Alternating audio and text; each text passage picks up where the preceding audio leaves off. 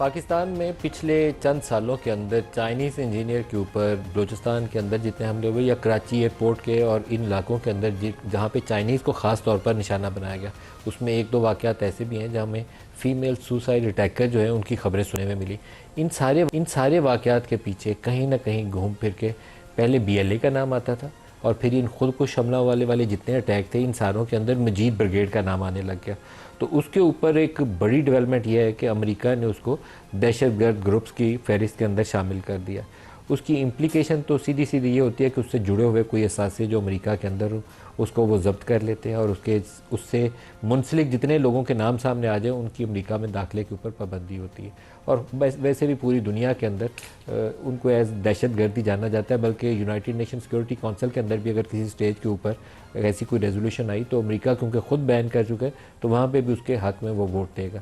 پاکستان کے لیے یہ ایک بڑی سفارتی کامیابی ہے، اس لیے کہ پچھلے 15-20 سالوں میں جتنی کیوس اور افراتفری اور ایک انارکی ہمیں بلوچستان کے اندر نظر آئی ہے، اس کے اندر براہ راست انڈیا کے ملوث ہونے کے حوالے سے کوئی شک و شبے کی گنجائش باقی نہیں ہے۔ براہ راست ملوث ہے، پلاننگ کے اندر، اس کی ایگزیکیوشنز کے اندر، فنڈنگ کے اندر، افغانستان کے اندر یا ایرانین بارڈر کے انسائڈ جو یہ انسرجنٹس بیٹھے ہوئے ہیں ان کو ہتھیاروں کی سپلائی ہو، پیسہ دینا ہو، منصوبہ سازی پوری کر کے بتانی ہو کہ کہاں پر بس آ رہی ہے، یہاں سے یہ جائے گا، پیچھے سے ہٹ کرے گا، وہ پورا کا پورا منصوبہ بنا کے دیتے ہیں۔ جعفر ایکسپریس کا واقعہ تازہ ترین اس کی نشانی ہے، پوری دنیا میں وہ خبر جو تھی ہر دنیا کے اخبار نے اور ہر دنیا کے چینل نے چلائی، لیکن جو پیچھے اس کے اصل ماسٹر مائنڈ ہے وہ انڈیا بیٹھا ہوا ہے۔ بہت سے ماضی کے ایسے انالسٹ بھی ہیں جو پاکستان کی سیکورٹی کی صورتحال کے اوپر بڑی گہری نظر رکھتے ہیں، ان کا خیال یہ تھا کہ امریکہ بھی اس کے اندر کسی نہ کسی اندر ایک لو انٹینسٹی وارفیئر کو برقرار رکھنا چاہتا ہے، کیونکہ ان کا رجحان بہت زیادہ ہو گیا ہوا تھا انڈیا کی طرف، اور انڈیا کے ساتھ قربت بڑھ رہی تھی کہ اس کو چائنا کے مقابلے میں کھڑا کرنا ہے۔ تو پاکستان میں ایک لو انٹینسٹی کیوس جو تھا، کبھی TTP کی شکل میں، کبھی پتہ چلا کہ داعش ہمارے بارڈر ایریاز کے قریب آ گئی ہے، جبکہ افغانستان کے اندر 1 لاکھ امریکی فوج بیٹھی ہو، تو ان سب کے اوپر لوگوں کا خیال یہ تھا کہ یہ واشنگٹن کی پالیسی کا حصہ ہے کہ یہاں ایک لو انٹینسٹی کیوس برقرار رہے، نہ ان کو بالکل اتنا ہلا دیں کہ نیوکلیئر پاور ہے کہ یہ اس کی اسٹیبلٹی ایٹ سٹیک آ جائے، اور نہ ہی ان کو بالکل پرامن رہنے دیں کہ تگڑے ہو جائیں۔ اس کانٹیکس میں دیکھوں کہ 20 سال سے جو کچھ چیزیں ہم مختلف لوگوں سے سنتے تھے تو یہ ایک بالکل ٹرن اراؤنڈ ہے، خاص طور پر اس وزٹ کے بعد جو کلنٹن نے کیا تھا، جس کے بعد امریکہ اور بھارت جو تھے وہ اسٹریٹجک الائی بن گئے تھے، اور ہمیں انہوں نے FPAC کر کے افغانستان سے جوڑ دیا تھا، تو یہ کمپلیٹ شفٹ ہے اس سے۔ اب ٹرمپ آئی لو پاکستان کہنا شروع ہو گیا، اور مودی کے ساتھ اس کے مسائل شروع ہو گئے۔ مودی انٹرنلی بھی مسائل کا سامنا کر رہا ہے، لیکن یہ دہشت گرد گروپ جن کو کریشن کے لیے اس وقت گراؤنڈ پاکستان کی فرٹائل گراؤنڈز ملی جب جہاد افغانستان کے لیے ہم امریکہ کے اتحادی بنے تھے، اس کا اگر خاتمہ کرنا ہے تو امریکہ کو اور بین الاقوامی دنیا کو کھلا کے تگڑے طریقے سے پاکستان کی سپورٹ کرنی پڑے گی۔ پاکستان کی سیکورٹی فورسز ایکٹ کر رہی ہیں مختلف ایریاز کے اندر، بلوچستان میں کر رہی ہیں، وہاں پچھلے 2-3 دنوں کے اندر 50 کے قریب دہشت گرد ہیں جن کا خاتمہ کیا گیا۔ اسی طریقے سے KP کے ایسے اضلاع ہیں جو نو گو ایریاز بن چکے ہیں، اور خاص طور پر جو فارمل فاٹا ایریاز تھے اور اب وہ KP میں مرج ہو چکے ہیں، اس کی صورتحال بھی بہت ابتر ہے۔ DI خان کے اندر جہاں خود علی امین گنڈا پور منتخب ہو کر آئے ہیں، علی امین گنڈا پور 100 گاڑیوں کے بغیر وہاں دن کے وقت بھی نہیں جا سکتے، وہاں مخالفت تو آتی ہے، چیف منسٹر بھی کہتا ہے کہ آپریشن نہیں کریں، لیکن شارٹ آف آپریشن اس کا اس وقت حل بھی نہیں ہے۔ تو آج کے پروگرام میں ہم اس ایشو پہ بھی فوکس کریں گے، اور اس کے علاوہ آرمی چیف کا جو 2 ماہ کے اندر دوسرا دورہ امریکہ ہے، اور وہاں ان سے منسوب یا کچھ گھڑے ہوئے جو بیانات ہیں اس کے اوپر پورا انڈین میڈیا اس میں ایک واویلا ہے پچھلے 2 روز سے، وہ ڈائی ڈاؤن نہیں ہوا، کل بھی تھا اور آج بھی برقرار ہے، اس کے اوپر بھی بات کریں گے۔ اسٹوڈیوز میں ہمارے ساتھ میں شہریار افریدی صاحب، رہنما پاکستان تحریک انصاف سے، ڈاکٹر طارق فضل چودھری صاحب وفاقی وزیر پارلیمانی امور ہیں، دونوں کو خوش آمدید کہتے ہیں۔ اس کے علاوہ ایئر کموڈور خالد چشتی صاحب ہمارے ساتھ ہیں، معروف ڈیفینس اینالسٹ۔ خالد صاحب آپ کو بھی خوش آمدید کہتا ہوں۔ ڈاکٹر صاحب، یہ جو مجید بریگیڈ کو دہشت گرد گروپ قرار دیا جانا ہے، سفارتی محاذ کے اوپر آپ اس کو کتنا بڑی کامیابی دیکھتے ہیں؟ کیونکہ کچھ عرصہ پہلے تک ٹیرر فائنانس کے حوالے سے انہوں نے 100 کچھ شرائط ہمارے اوپر عائد کی ہوئی تھی، تو اب میں وہ دیکھتا ہوں پچھلے 7، 8، 9، 10 سال کا سفر، تو اب مجھے لگتا ہے کہ یہ تو بڑی تبدیلی ہے۔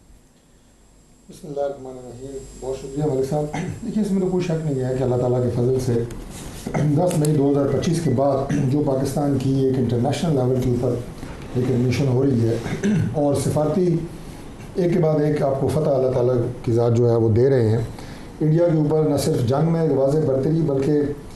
پوری دنیا میں ہر فورم کے اوپر جہاں انڈیا نے بہت بہتر طریقے سے چیزوں کو مینیج کیا، کاؤنٹر کیا، اپنے جھوٹے بیانیے کو پھیلایا اور اس کو جھوٹا بیانیہ تسلیم کیا گیا اور ہماری سچی بات کو بھی دنیا نے نہیں سنا۔ مسئلہ کشمیر کے حوالے سے وہ ایک انٹرنیشنل ایشو سے انڈیا نے کوشش کی کہ میں اسے ایک ریجنل ایشو بنا لوں، آج دوبارہ پھر وہ انٹرنیشنل ایشو بنا۔ ہماری اس خطے کے اندر جو ایک اسٹریٹجک پوزیشن ہے ایک پیس اسٹیبلائزر کی، اسے پوری دنیا نے تسلیم کیا اور کر رہی ہے مسلسل، اور انڈیا جو مسلسل آپ یہ کہیں کہ اس خطے میں بھی ایک انتشار، تناؤ اور فساد کی جڑ ہے، اسے بھی پوری دنیا نے اس کا چہرہ جو ہے وہ ایکسپوز ہوا ہے۔ تو یہ وہ کرکس ہے جو میں نے آپ کے سامنے رکھا ہے۔ باقی جہاں تک بی ایل اے اور مجید بریگیڈ کی آپ نے بات کی ہے، تو یہ میں سمجھتا ہوں کہ پاکستان کی بہت بڑی فتح ہے،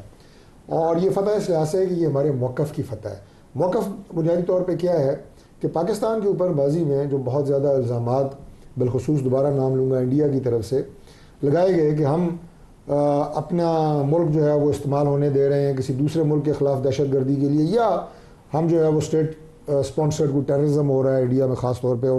اور جو پہلگام واقعہ ہے اس کا جھوٹ سب سے زیادہ جو اس نے بولا وہ بھی ایکسپوز ہو گیا اور پتہ لگا کہ اس میں پاکستان کا ہاتھ نہیں بلکہ اپنا وہ فالس فلیگ آپریشن تھا۔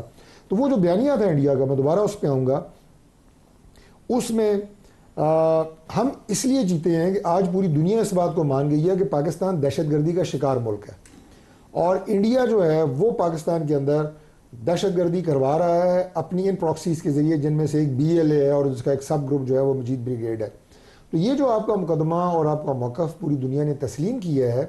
یہ آپ کا جو اسٹیچر تھا، جو آپ کا نیریٹو تھا، یہ اس کی فتح ہے، سب سے پہلی بات ہے۔ اور سب کو پتہ چلا ہے کہ بلوچستان میں باقاعدہ انڈیا کی طرف سے اسٹیٹ سپانسرڈ ٹیررزم پاکستان کی سرزمین پہ ہو رہا ہے،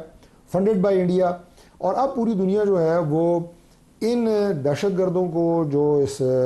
امن کے دشمن ہیں، جو پاکستان کی ریاست کے دشمن ہیں، پاکستان کے عوام کے دشمن ہیں سب سے بڑھ کے، ان کا سر کچلنے میں پوری دنیا آپ کے ساتھ کھڑی ہوگی۔ اور جب تک ایک دہشت گرد کا خاتمہ ہم کر نہیں لیں گے، نہ ہمارے ادارے، نہ ہماری افواج چین سے بیٹھیں گی، نہ ہماری انٹیلیجنس کے ادارے، اور اب جب بین الاقوامی طور پہ آپ کو یہ سپورٹ حاصل ہوئی ہے، تو میں سمجھتا ہوں کہ اس سے ہمیں نہ صرف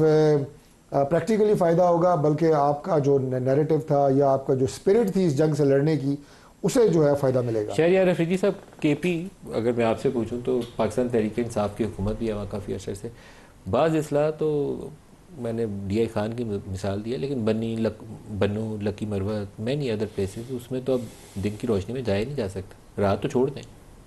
تو اس کا حل کیا ہے؟ بسم اللہ الرحمن الرحیم۔ سب سے پہلے آپ کا شکریہ، تمام تعریف رب کی، اور کر بہادر درود امام الانبیاء خاتم النبیین حضرت محمد مصطفیٰ صلی اللہ علیہ وسلم پہ۔ دیکھیے جی، سب سے پہلے تو بڑی خوشائد بات ہے،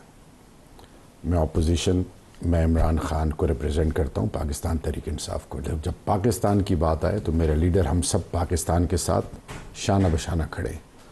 سر، جان، مال، سب کچھ قربان اس دھرتی ماں پہ۔ یہ میسج ان کے لیے ہے جو کہ خدا نہ خواستہ پاکستان کو ڈیوائیڈ دیکھنا چاہتے ہیں۔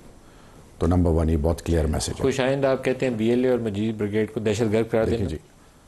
میرے ملک کے مدرسوں کو، مساجد کو، امام بارگاہوں کو، خانقاہوں کو، اسکولوں کو، بازاروں کو، بزرگوں کو، ماؤں کو، بچوں کو، پاکستان کی بنیاد کو ٹارگٹ کیا گیا۔